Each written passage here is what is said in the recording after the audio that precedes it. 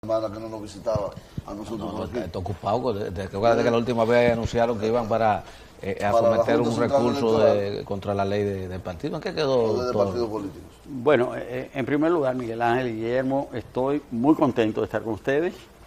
Es cierto, hace días que no venía.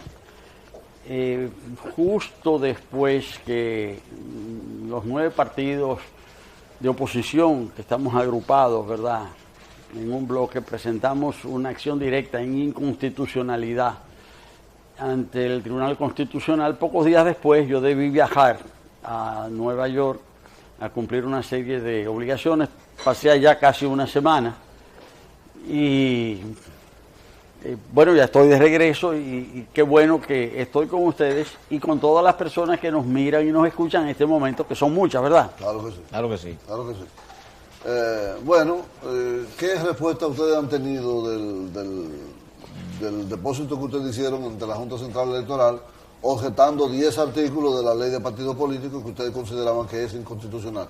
Creo que de la Junta Central Electoral pasaron al Tribunal Constitucional también.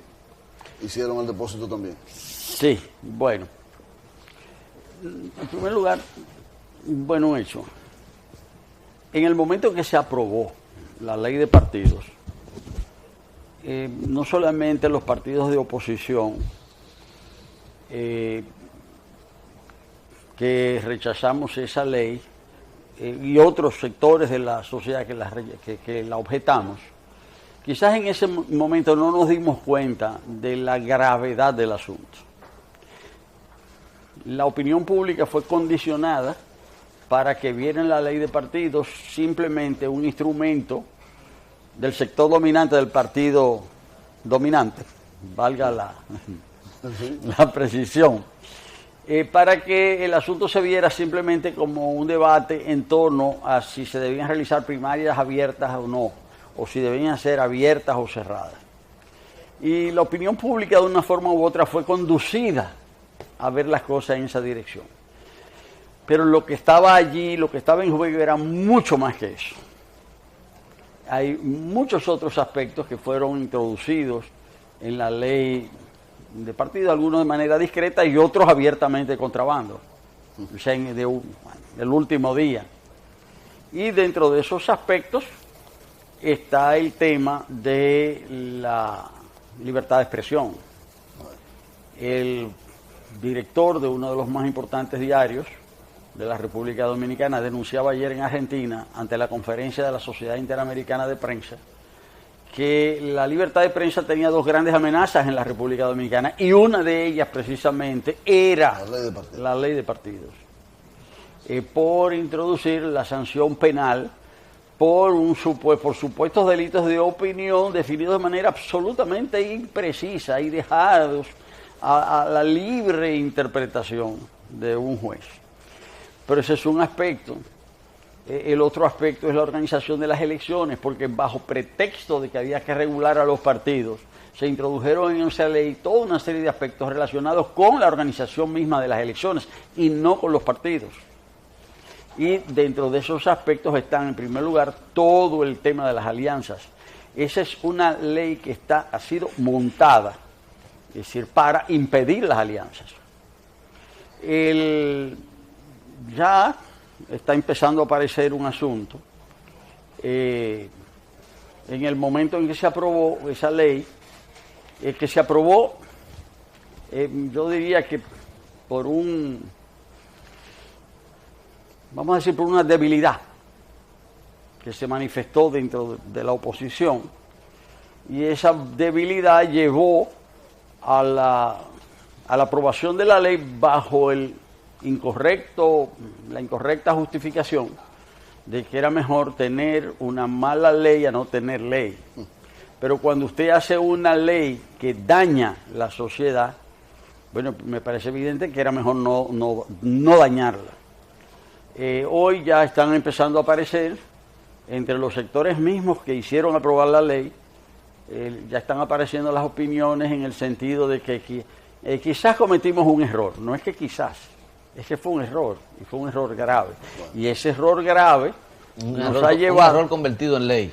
Sí, no, eso sí, pero eso es grave, con todos los efectos negativos para la democracia, no solo para los partidos, incluso para los mismos partidos que aprobaron esa ley, que afilaron cuchillo para su propia garganta.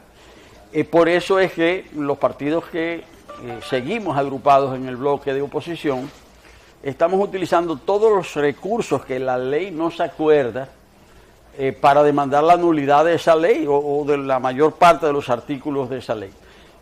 Lo estamos haciendo por diferentes vías. O sea, nosotros planteamos nuestra posición ante la Junta Central Electoral. Lo hicimos en la reunión que la Junta convocó con los presidentes, secretarios generales y delegados de los partidos. Lo hicimos por escrito a propósito del reglamento que la Junta Central Electoral ha elaborado, el borrador para el tema de las primarias. ¿Y ustedes conocen ese borrador, doctor? ¿Conocen ese borrador ustedes? Sí, no, lo conocimos y ya opinamos por escrito. Y hoy, ahora, al salir yo de aquí, a las 9 de la mañana, está convocada una reunión de la Junta donde se va a discutir ese tema. También recurrimos a una decisión de la Junta Central Electoral ante el Tribunal Superior Administrativo. Tenemos una semana esperando el fallo. Y además de eso, presentamos la acción directa en inconstitucionalidad ante el Tribunal Constitucional. Es decir, que estamos actuando dentro de los marcos jurídicos, dentro de los marcos legales del sistema. Porque lo que de mantenerse esas disposiciones, esto apunta al caos y apunta a una restricción enorme de la democracia, no solamente en términos de libertades públicas, sino también de los derechos electorales del pueblo dominicano. De manera que nosotros vamos a continuar con la denuncia firme de este retroceso democrático o frente a la democracia que representa esta llamada ley de partidos, que es una ley antipartidos, ¿verdad? Sí. Nosotros vamos a seguir denunciando con firmeza esto y vamos a seguir actuando, porque realmente esto es muy peligroso para la sociedad dominicana. Doctor, ¿usted no cree que fue adrede? Esto se hizo adrede el asunto de coartar las alianzas políticas que son muchísimas veces imprescindibles y necesarias en los procesos electorales dominicanos. Pero es que aquí nadie ha ganado ningún partido ha ganado sin alianzas. Ningún partido ha ganado sin alianzas en el sistema político establecido en esta democracia o pseudodemocracia que tenemos desde 1966. Ningún partido ha ganado sin alianzas. Entonces, cambiar todo ese sistema de buenas a primeras, de contrabando, discutiendo una ley de partidos, prohibiendo las coaliciones y las alianzas, eso es sumamente peligroso, sobre todo en un país, en un contexto en que vamos hacia un callejón sin salida en términos económicos y estamos inmersos en medio de una seria crisis social, como ustedes estaban expresando en los comentarios previos a esta entrevista.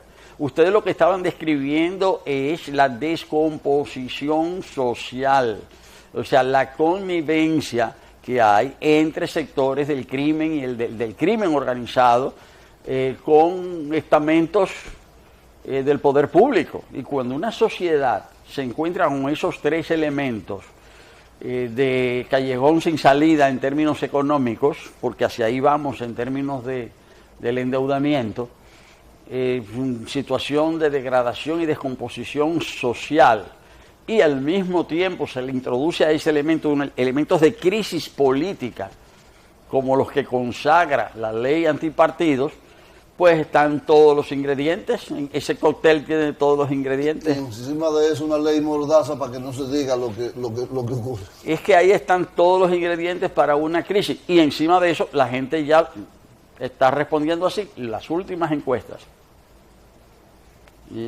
sobre todo la Gallup hoy, la misma CISA, la Mark Penn, todas tienen un elemento común.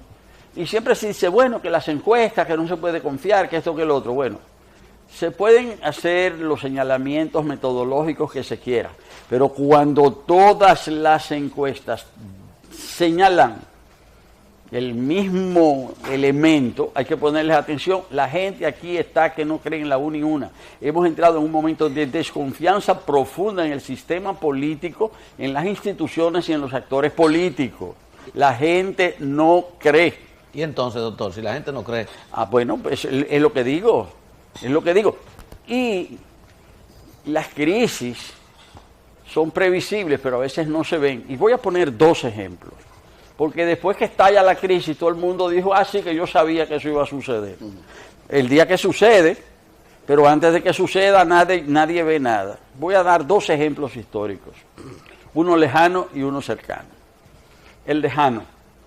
Cuando se dieron las revueltas contra el régimen del Shah de Irán, sí, allá en Irán. Reza Pahlavi. 78. Sí, Mohamed Reza Pahlavi, el Shah Mohamed Reza Pahlavi, en los años 70,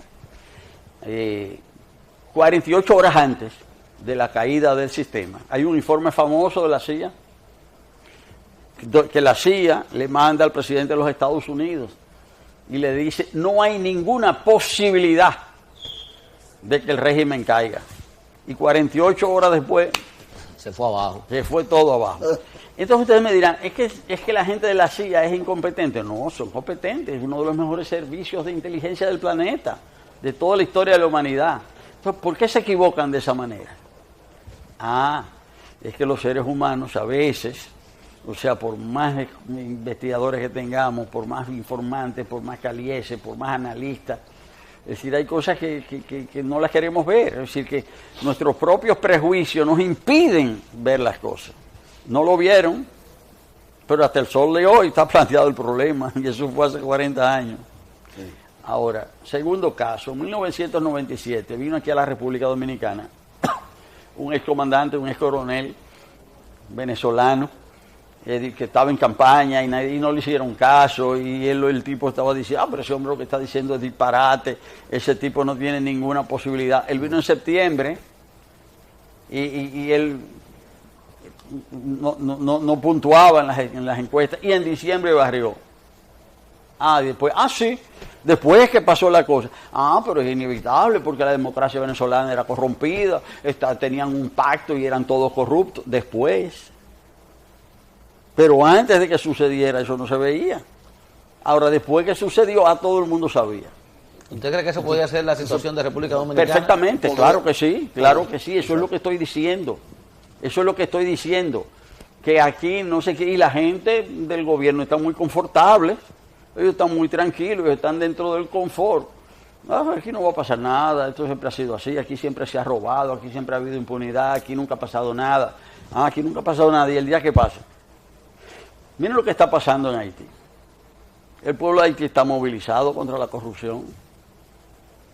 En esta isla chiquitica, de 22 millones de personas, una isla muy poblada esta. Pero es de lado y lado la cosa. ¿Y qué hizo ayer el presidente Jovenel Moïse? Bueno, destituyó el jefe de su oficina personal. Sí. O sea, su principal asistente. El jefe de gabinete. El jefe de gabinete lo sacó, y el jefe de gabinete es muy importante. Pero también canceló los 16 asesores de la presidencia. No previeron ninguno lo que iba a ocurrir tampoco. No, pero ¿y por qué votaron toda esa gente ayer? Y contrató el presidente de Haití, el gobierno de Haití, una firma de auditores internacionales independientes. ¿Cuándo se ha hecho eso aquí? Contratar una firma independiente. Para que investigue la corrupción, independiente. ¿Y cuándo contratan independientes? Aquí al contrario, aquí contratan gente para que digan lo que tienen que decir. En ese sentido, Haití demostró estar mucho más avanzado en términos institucionales que la República Dominicana, en términos democráticos, porque eso, hace tiempo que se pudo haber hecho aquí. ¿Por qué no se ha hecho? ¿Por qué no se contratan auditores independientes aquí? ¿Por qué allá los contrataron? Que eso es una pantalla. Puede ser, pero vamos a hacer esa pantalla aquí también, a ver qué pasa. Doctor, pero a menos que usted no lo vea, aquí, en el horizonte dominicano no se ve a un Chávez. Como no se veía la caída del régimen del Shah, como no se veía el triunfo de Chávez, aquí no se ve igual. Es lo mismo. Es que hay situaciones que las personas a veces no las quieren ver venir. cuando están ahí dándoles en la cara.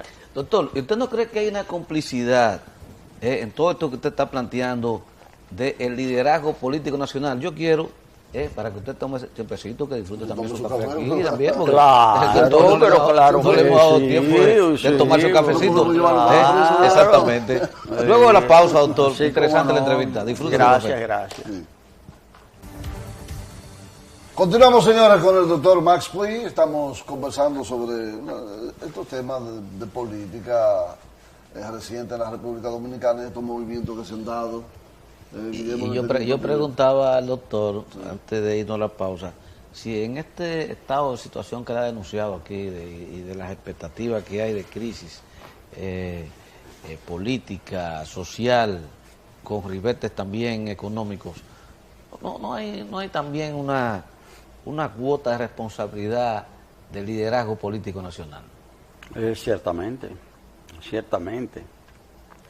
Es que el sistema político dominicano está fundamentado, no hablo de la Constitución, Sí. de lo que dice en la Constitución y lo que dicen las leyes. Nosotros sabemos que hay muchos aspectos de la Constitución que son letra muerta, ¿no? Nosotros sabemos que la Constitución de 2010 mandó a que se modificaran una serie de leyes fundamentales. Eso fue hace 8 años y no se han modificado. O sea que no hablo de la Constitución, hablo del funcionamiento del sistema político real. Es un sistema político que está basado, obviamente, como todos los sistemas, en la coerción, pero también en el convencimiento. Ahora, ¿cómo se fabrica el convencimiento? O sea, ¿cómo se convence a las personas? Porque eso es un proceso, no es que las personas están convencidas de antemano, se les presenta una idea. Entonces, en República Dominicana hay montado un aparato muy especial de convencimiento, de comunicación. Muy bien engrasado en el sentido estricto, pero también en el nuevo sentido figurado. En el sentido estricto es que una máquina engrasada es una máquina que tiene aceite, que funciona bien, que es eficiente. Que camina. Una máquina engrasada es una máquina que anda bien. Pero el nuevo sentido figurado del término en la República Dominicana es que se trata de una maquinaria que funciona porque sus operadores han sido debidamente recompensados. Debidamente recompensados, entiéndase, que han recibido dinero, regalos, prebendas, contratos, de acuerdo a sus, más o menos de acuerdo a sus expectativas. Entonces no, hay una maquinaria aquí muy engrasada, en el sentido de que es eficiente y está comprada. O sea, funciona. Pero también lo que no funciona por las buenas, el convencimiento que no se da por las buenas, se da por las malas. Aquí hay mucha gente chantajeada. Es decir, aquí hay mucha gente que tiene colas que le pisen, y entonces hay unos expertos en buscar esas colas. Y las buscan y las tienen ahí. Y desde que una persona, o una organización, o un grupo, expresa sus opiniones con cierta independencia, pues le jalan la cola. Le jalan la cola, y entonces esas personas tienden a recogerse, a aguantarse, a eximirse. Ese es el sistema político de la República Dominicana. ¿La jalan en el plano económico, en el plano en todos los sentidos, mediático, o en el plano impositivo? ¿Cómo jalan? En todos los sentidos. En todos los sentidos. A veces, fíjense, a veces una institución que es creada para un propósito es utilizada para otro. Voy a poner 2 ejemplos. 2 ejemplos. El sistema de transferencias condicionadas no es un invento de la República Dominicana. Antes, en el siglo pasado, pues, el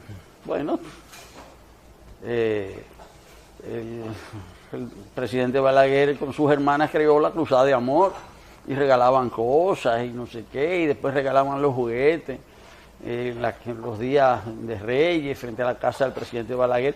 Pero todo eso son métodos arcaicos, es decir, bastante rudimentarios. Sí.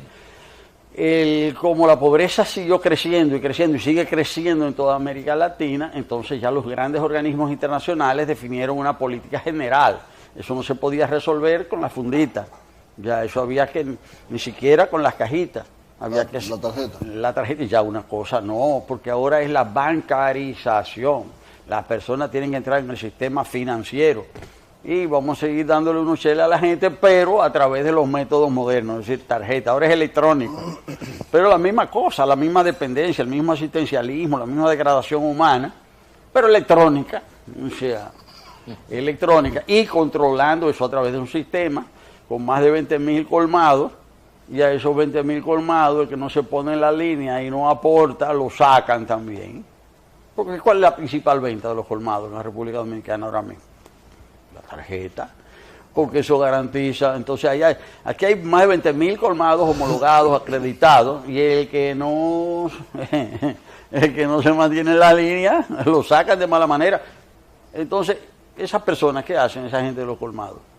Se callan. Pero ese sistema de transferencias condicionadas fue concebido por los organismos internacionales, por el BID, como un mecanismo de compensación, porque se partía del criterio de que siempre hay perdedores en el progreso. Entonces crece la economía, gente se enriquece, pero siempre hay perdedores, entonces a los perdedores vamos a darle algo para que se acomoden. Usted pobre sigue siendo pobre, su profesión es ser pobre, entonces para profesionalizar la pobreza le vamos a dar 700 pesos mensual para que usted esté tranquilo, no reclame mucho. Ahora, ese mecanismo que fue concebido así, fue ideado, fue pensado, inmediatamente se empieza a aplicar en los diferentes países, cada uno lo aplica a su manera. ¿Aquí cómo? Pero esto es una oportunidad, por aquí que vamos a agarrar a la gente. Dígale a la gente que usted le va a quitar esos 700 pesos, para que usted vea gente desesperada. Y no porque sean buenas ni malas personas, sino porque realmente no tienen nada. Esto es un país de gente pobre. La República Dominicana es un país de gente pobre. Un país donde la mitad de los hogares no tiene agua de llave corriente en la casa. Un país de gente pobre, que no vaya el presidente a decirme que es un país de clase media. ¿Qué clase media si usted no tiene ni siquiera un grifo en la casa? La mitad de los hogares dominicanos no tiene un grifo dentro de la casa. ¿Qué clase media ni clase media? No ha crecido un 30% la clase media, entonces. ¿Pero qué clase media si la gente no tiene ni una llave de agua? Si la mitad de la gente no tiene un... ¿Es pobre o es rico el que no tiene una llave? O sea, un país que la mayoría de la gente no tiene un grifo. ¿Usted me va a decir que es de clase media? Es un país de gente pobre, condiciones de vida. ¿Usted sabe lo que es? Dice, no, que el 90% tiene acceso al agua. ¿Por qué? Porque a 1 kilómetro tiene una llave. Usted va con una cubeta... acceso al agua. Pero es así que dicen las estadísticas dominicanas, no es de otra manera. Entonces se inventaron utilizar la transferencia condicionada, un diseño muy sofisticado, muy moderno, pero en realidad utilizado ¿para qué? Para el clientelismo. Otro ejemplo. El tema del lavado es un problema serio a nivel internacional. Un problema serio. ¿Lavado de activos? Ya, el lavado de activos es un problema muy serio.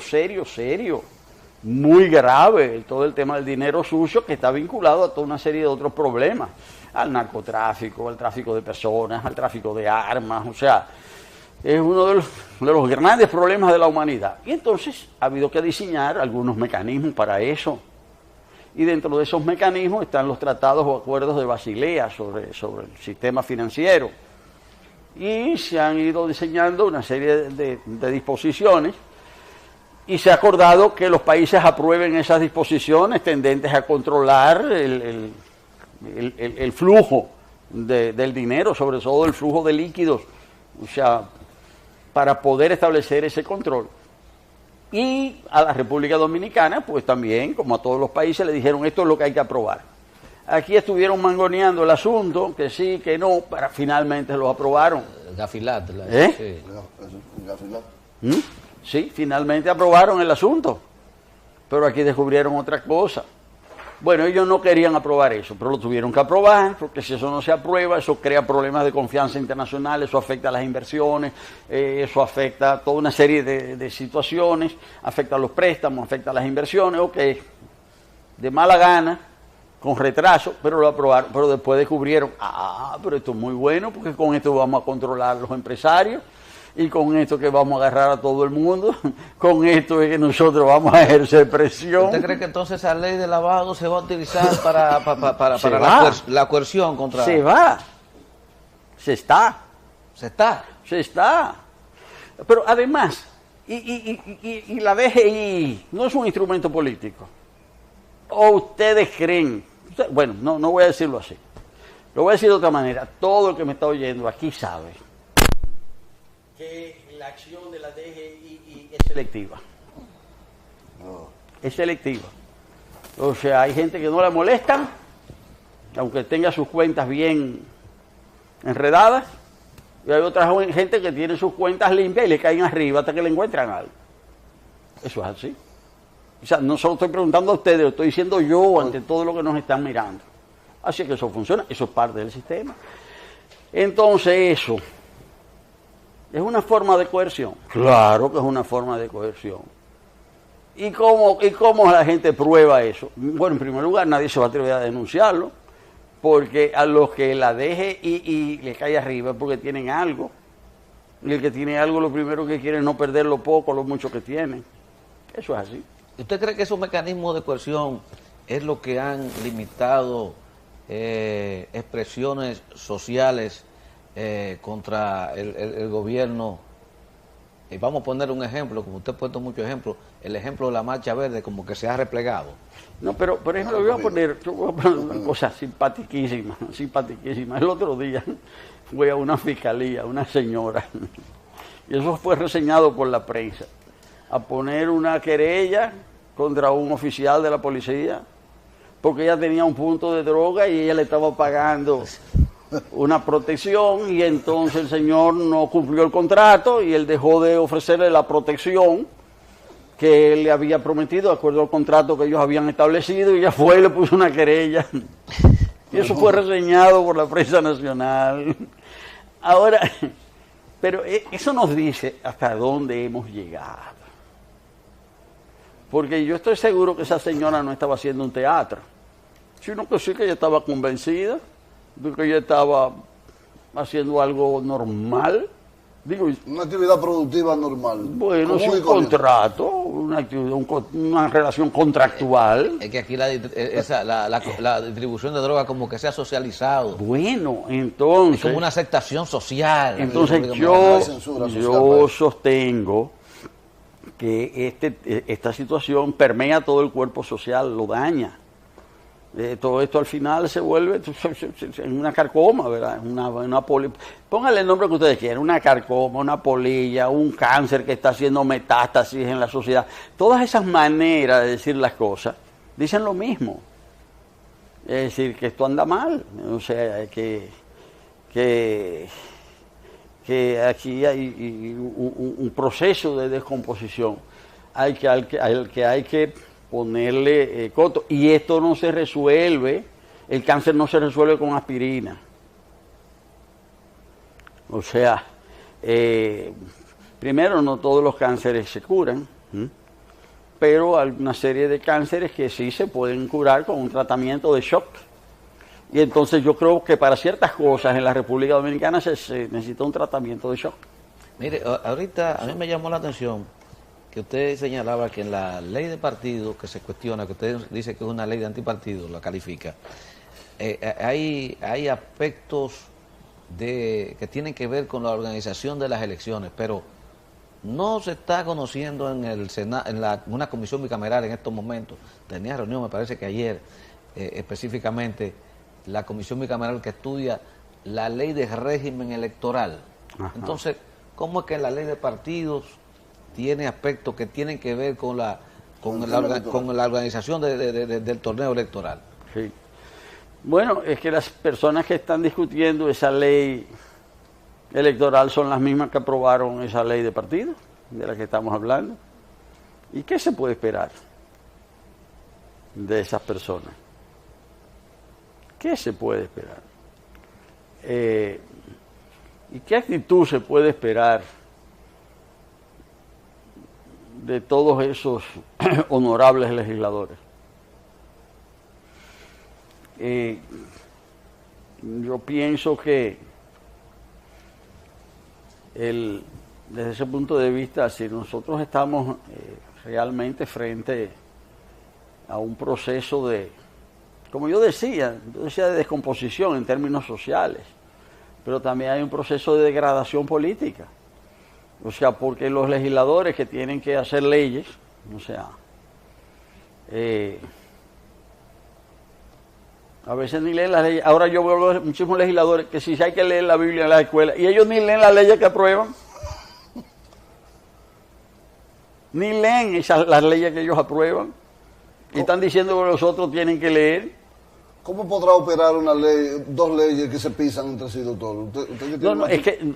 Dos leyes, porque si una ley de partidos políticos trata asuntos que corresponden a otra ley y viceversa, ¿cómo puede operar? En vez de complementarse pisándose. No, lo grave de esto es que la ley más recientemente aprobada modifica las anteriores.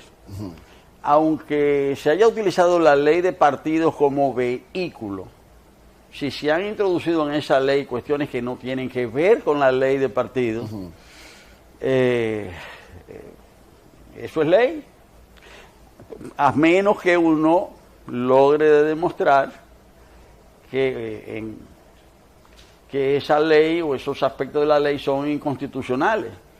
Nosotros tenemos un sistema de comprobación de la constitucionalidad que es el que tenemos.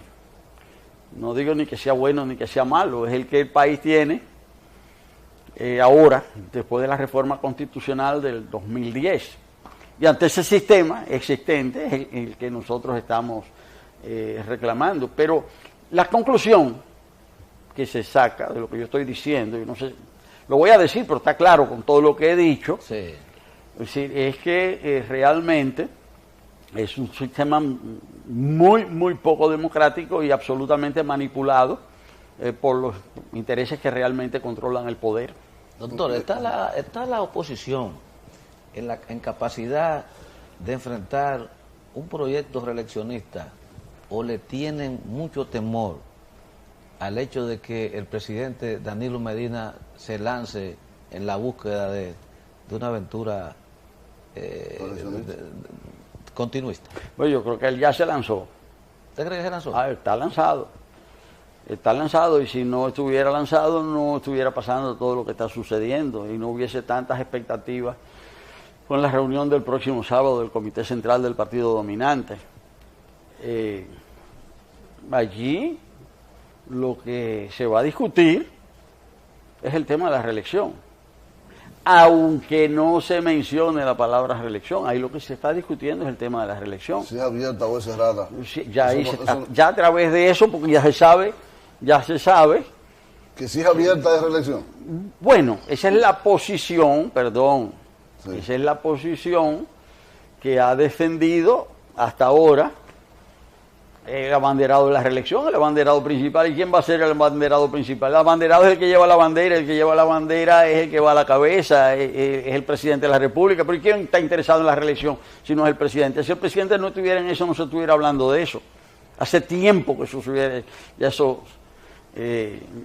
ya las cosas estuvieran... ¿Usted está convencido de que el presidente Danilo Medina está trabajando para buscar un nuevo periodo? No, que yo estoy convencido que eso está a la vista de todos, y lo que está a la vista no necesita espejuelos. Entonces, eso está clarísimo. Alguna gente dice, doctor, que bueno, que el presidente tiene que manejarse así, porque si dice que no va, lo dejan solo. Sí, porque somos todos tontos también. Pero tiene que despejar muchos escollos, doctor. Sí, eso sí es verdad. Constitucional, legal y todo, no Eso, sé qué cosas. ¿Cómo eso. puede manejarse? Eso sí es verdad. Eso sí es verdad, hay muchas dificultades, y es en medio de esas dificultades que estamos. Pero en un país medianamente institucionalizado, lo que se está discutiendo aquí no se discute. En un país medianamente institucionalizado. Entonces, pero aquí lo que se está discutiendo es qué se va a hacer con la Constitución otra vez. Señor, esa Constitución se ha cambiado 5 veces en 25 años. Es que una Constitución dura en promedio 5 años.